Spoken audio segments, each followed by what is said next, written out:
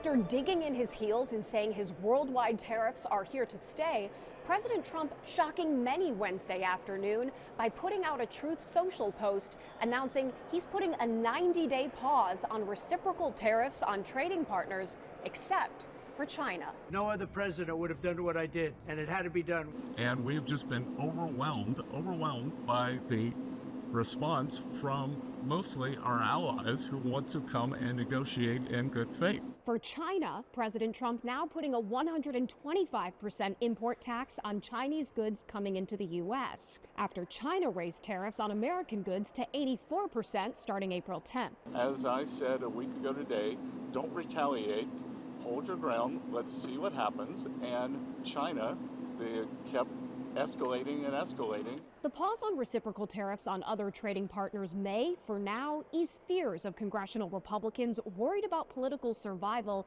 as their constituents are already worried about taking a financial hit. As I talk to my farmers, there's a lot of anxiety, a lot of stress, a lot of uncertainty, because when we get into a trade war, usually the first pawn in the trade war is agriculture. In his post, the president says, at some point, hopefully in the near future, China will realize that the days of ripping off the USA and other countries is no longer sustainable or acceptable. China said Tuesday, should the U.S. persist in this reckless course, China will respond resolutely until the end.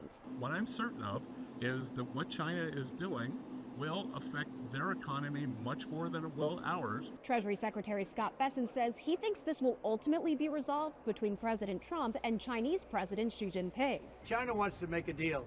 They just don't know how quite to go about it. You know, it's one of those things they don't know how quite. They're proud people. But that could be complicated by even more tariffs just around the corner. So we're going to be announcing very shortly a major tariff on pharmaceuticals. And when they hear that, they will leave China, they will leave other places. Trump's pause caught many here in Congress off guard. Top Senate Democrat Chuck Schumer called it all chaos and said the president essentially caved to market pressure.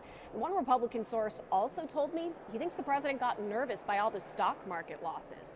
But Congresswoman Lisa McClain, she's the number 4 House Republican, she told me this is essentially the art of the deal, that the president will always make his expectations clear, but he will never reveal what he won't do. On Capitol Hill, I'm Atrell Nashar.